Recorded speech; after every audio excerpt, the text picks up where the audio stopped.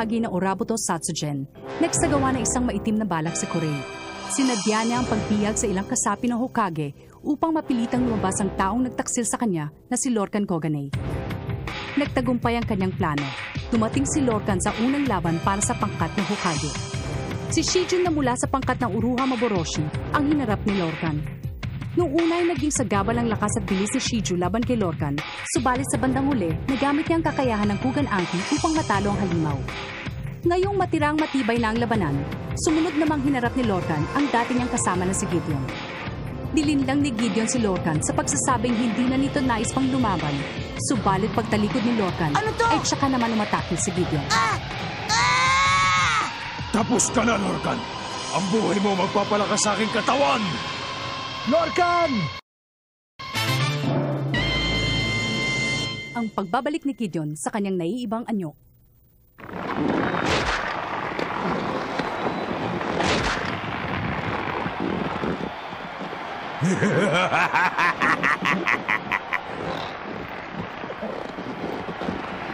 Hindi ka panipaniwala. Tabi!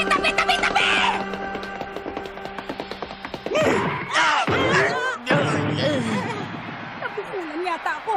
Di ba sabi ko sa'yo, tumabi ka dahil nagmamadali ako? Sira ka pala eh. Hindi mo naman sinabi kung saan ako tatabi. Ikaw! Ikaw ang nagbigay ng kahihiyan sa pangkatang ko!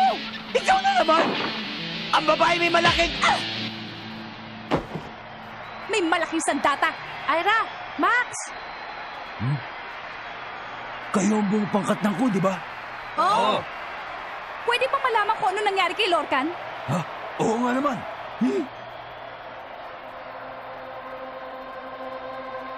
Teka, ba't nandyan yan? Yan ang nababagay sa iyo, Lorcan. Sabihin mo nga sa akin, partner. Magaling na ba akong umarte? At napaniwala na kita na may halaga sa akin ang pinagsamahan natin? Gideon! Ano nang mangyayari kay Kuya Lorcan? Si Gideon ang may kasalanan ng lahat. Alam kong masama siya, pero hindi ko alam na kaya niya magbago ng anyo. Kahit gusto ka limang bago, Lola, hindi lalabas sa akin ang sagot. Hawak niya ang mahiwagang kodama. Ang sandatang ito ay maaaring lumikha ng halaman sa loob ng katawan upang kontrolin ang nagmamay-ari nito. Subalit hindi niya kayang baguhin ang anyo ng taong may hawak nito. Kung ganon, anong nangyarit na kayang magbago ng anyo ni Gideon?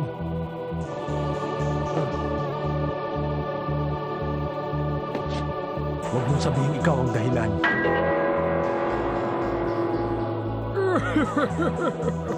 Hindi mo ba nagustuhan ang ginawa ko? Sa pamamagitan ng aking psychic surgery, itinanim ko ang mahiwagang kodama sa kanya. Ang pagsasanib ng tao at ng kanyang mahiwagang sandata ang nagbibigay ng pambihirang lakas at anyo kay Gideon. Ngayon ang sandata ay nakapaloob na sa kanyang katauhan. Ang kapangyarihan nito ay lumampas na sa takdang hangganan. Hindi ninyo ako maiisahan dahil alam ko ang kakayahan ng bawat isa sa inyo, pati na ang mga sandata nyo. Lorcan, sinabi mo kanina na ikaw ang tatapos sa aming lahat, hindi ba? Tapusin mo kung magagawa mo!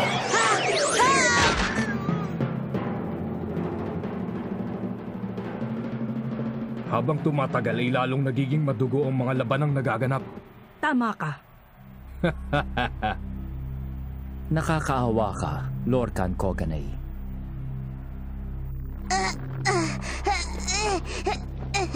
Nagtiwala ako. Kayo nang bahala. Gawin niyo ang tama. Pero hindi ko na kaya. Hindi na rin niya kayang lumaban. Ang nanalo, si Gideon.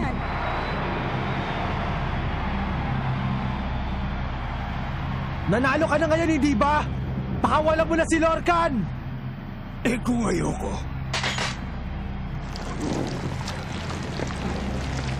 Lorcan! Lorcan! Ang dating may pinagsamahan, dapat walang iwanan. Pakiramdam ko hindi na talaga kami maghihiwalay pa ni Lorcan. Humanda ka, Gideon. Sisimulan ko ng pagsipsip sa kanyang dugo para maging pataba sa aking halaman. Ana! Ate Ana! Puhusan niyo ng tubig! Huwag kang mag-alala, Lorcan. Ako ang magliligtas sa'yo. Sandali lang, Reka! Ako ang magliligtas sa kanya! Nahuli ako ng dating kaya kasalanan ko ang nangyari kay Lorcan. Kasalanan ko rin na nangyari. Hayaan mong akong tumapo sa tuod na yan. Bilang parusa sa inyo, dyan muna kayo sa isang tabi at magpahinog. Ikaw pala, Reka Hanabishi. Alam mo, na-miss din kita. Nang makita kong pagmumukha mo, bumalik sa isip ko ang sakit na dulot ng pagkakasunog mo sa akin. Pero ngayon, ikaw naman ang makakaranas ng sakit na yon. Kaya lapit. Ikaw ang bahala. Mamaya lang uling ka na sa akin.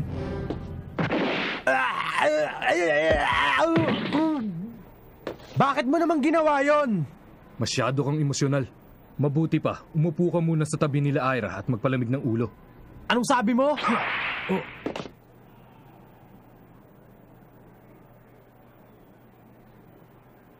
At sino ka naman? Ikinararangal ko ang aking pangalan. Kaya wala nang dahilan pa para malaman mo ito. Ano ka mo? Ikaw ngayon na makinig sa akin, Genjuro. Ang nakatakdang lumaban ngayon ay si Reka. Subalit ipinasya kong ako muna ang haharap kay Gideon. Pumayag ako sa kahilingan mo kanina, di ba? Ngayon, ako naman ang pagbigyan mo. Ikaw ang bahala. Baka nga si Gideon ang kapalaran mo. Dahil sa pagsang-ayon ng kabilang pangkat, ang susunod na lalaban para sa Hokage team ay si Dylan Mikagami. Ang labo naman, oh! Huminahon ka, Reka. Inay naman. Ano sa palagay mo ang mangyayari kapag nilabanan mo si Gideon? Susunugin ko ulit ang toad na yan hanggang sa maging abo siya. Ha? Pero kapag ginawa ko yun...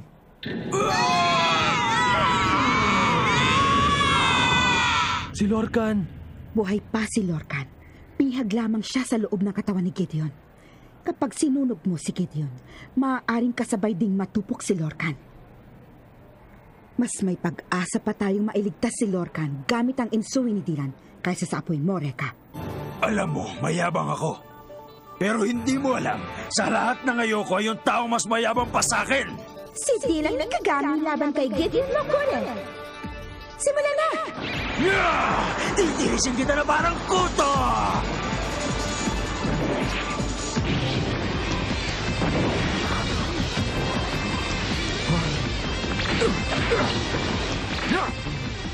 Gagawin niya ang lahat para mailigtas si Lorcan. Pero, di ba minsan na naglaban si Dylan at si Lorcan? Ang sabi nila matindi ang naging away ng dalawa. Bilang pagkilala sa kakayahan ni Lorcan, kaya siya gustong tulungan ni Dylan. Noong una ay sarili lamang niyang pinahahalagahan niya. Subalit ngayon ay nagbago na siya.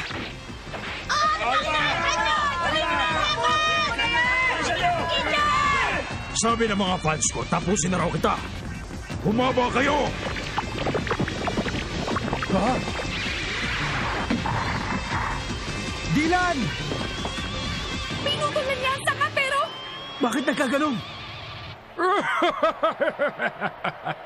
Huwag ninyong mamalitin ang kanyang kakayahan. Sabi ng mga matatanda, bunutin mo man ang masamang damo, tutubo at tutubo pa rin ito. Ganoon din ang kay Gideon. Putulin mo man ito ng ilang beses, babalik at babalik pa rin ito sa dati. Naintindihan mo na ba? Kaya kahit maghapon pa tayo magputulan, kaya ko itong pabain.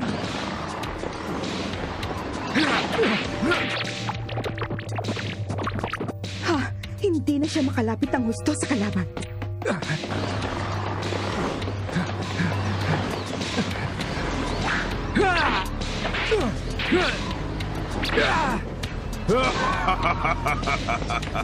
Takbo ko to! Huwag ka lang pauhuli sa akin dahil walang awa kitang tuturugin! Hindi mo ba alam na nag-aksaya ka lang ng panahon? Ha? Baliw!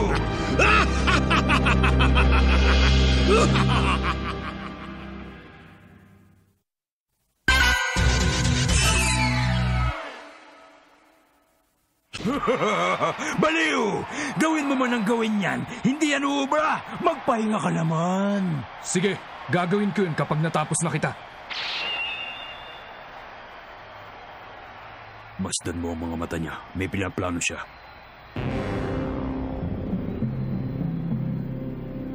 Kahit ano pang maisipan mong gawin, wala ka ng kapag-apag-asang manalo.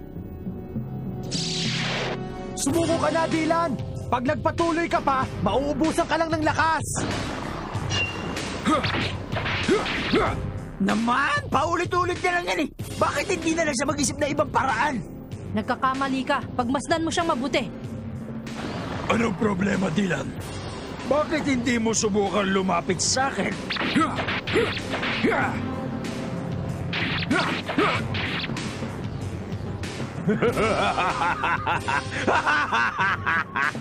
Humaba kayo! Oh? Humaba kayo! Haba! Ano nangyari? Humaba kayo! Sumunod kayo sa akin! Ano to? Nagyelo? Anong nangyari kay Gideon? Bakit ko nalaman? Pinutol ni Dylan ang kanyang mga sanga. Kasabay nito, binalutan ng yelo. Magaling talaga si Ginoong Dylan. Pero hindi ko inaasahan na ganun siya kagaling. Yan ang Human Ken. Absolute zero. Sa ilalim ng matinding lamig, hindi maaaring tumubo ang halaman. At nang pinutol ng aking Ensui ang iyong mga sanga, hindi na ito muling tutubo pa. Ang Ensui ay espadang gamit ang kapangyarihan ng tubig. Kaya naman, kayang-kaya nitong gamitin ang lahat ng katangiang taglay ng tubig. At para magawa ang bagay na iyon, kailangang mataas na ang antas ng kakayahan na nagmamay-ari ng Ensui. Tanging si Dylan na tagapagmana ni Miguri Kyosa ng kanyang Human Ken ang makagagawa nito. Hindi mo ako masisintak. May mga ugat pa ako natitira na maaari kong patubuing muli. Tingnan natin ngayon kung kaya mo rin silang patigasin para gawing yelo. Siya nga pala. Tutal, ayaw mo rin lang tumigil sa pag-atake. Gagamitin ko lahat ng kapangyarihan taglay ko. Hulaan mo. Saan ako ngayon kumukuha ng lakas? Hindi pwede yun. Kay Lorcan, kanino pa ba? Napakasama niyang talaga. Pag pinatagal mo pa, ibabalik ko sa iyo si Lorcan na parang lantang gulay. Duwag ka talaga! Hindi mo ba kayang lumaban na nag-iisa? Tumahimik ka! Sinusunod ko lang naman ang sinabi ng isang miyembro ng Ku para manalo! At sino naman na nagsabi sa iyo ng ganon? Ha?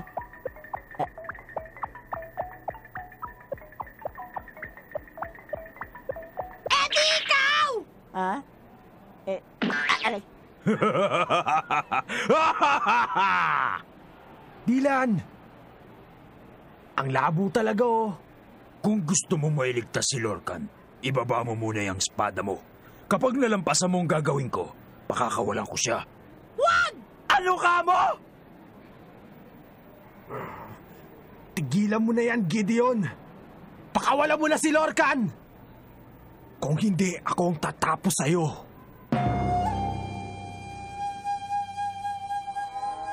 Huwag ka nang humirit, pare ka. Dahil hawak ko na ngayon ang alas. Gagawin mo bang sinabi ko o tatayo ka lang dyan?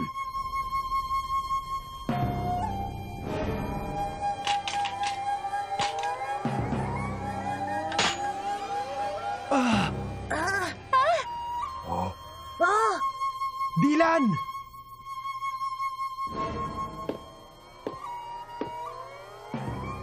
Ganyan nga, bata.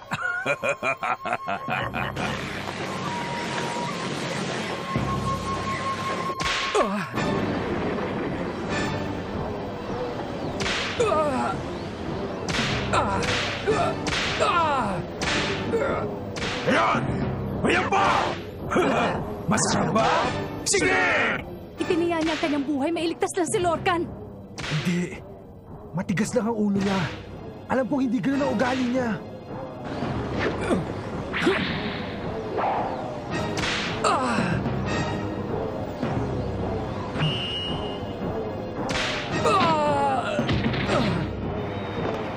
Dylan! Kasalanan din naman niya eh. Ba't niya binaba ang espada niya? Alam naman niya magulang si Gideon. Hindi katulad ko, parehas ako lumaban. At guwapo pa. Hindi ko akalaing matatalo ng ganyang kabilis si Ginoong Dylan. Mali ang akala mo. Tignan natin. Tuparin mo na ang pangako mo, Gideon. Pakawalan mo na ngayon si Lorcan.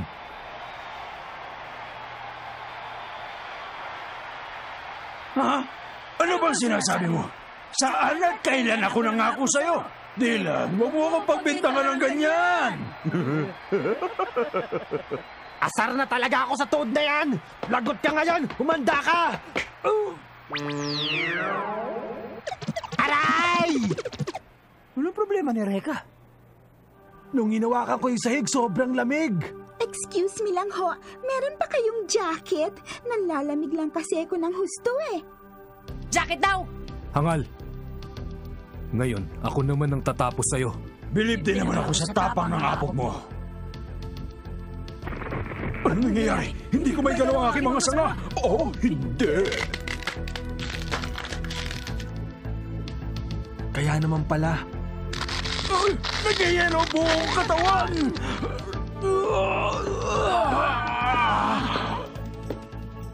Aminin mo na, natalo na kita. Alam mo ba ang nangyari nang pinili mong maging isang halaman? Nawalan ka na ng pakiramdam.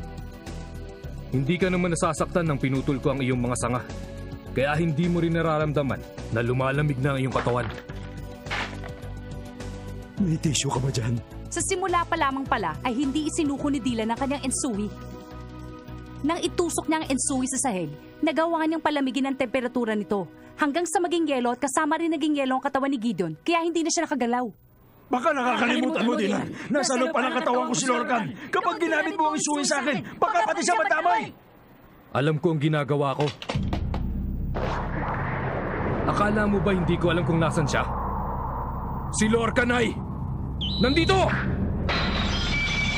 Ang krus na kwintas! Kay Lorcan yun ah.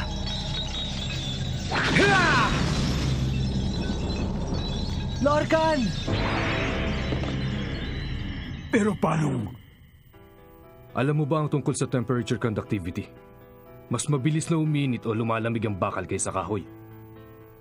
Ibig sabihin, unang naging yelo ang kwintas ni Lorcan. At yun din ang lugar sa iyong katawan na mauunang maging yelo.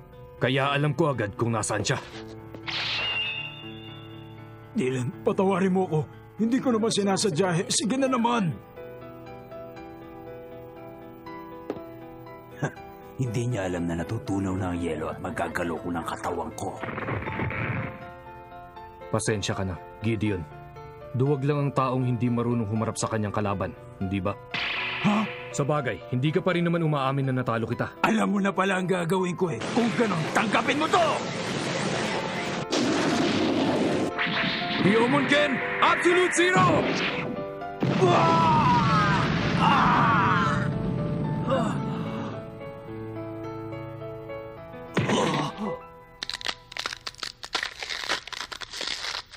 Ang nanalo si Dylan!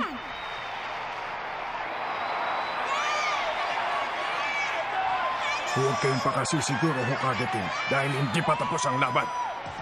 Ate Ana, gumising ka na! Naligtas na ni Kuya Dylan si Lorcan! Si Lorcan? Talaga bang ligtas na ngayon si Lorcan? Nanghihina pa siya dahil ninakawan siya ng lakas ni Gideon. Wala kang dapat ipag-alala. Maya-maya lang, magaling na siya.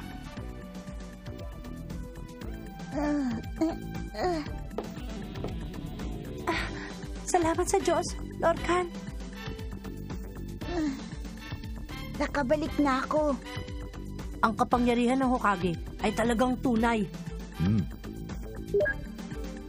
Mangyari lamang na umakyat na dito ang susunod na madirigma.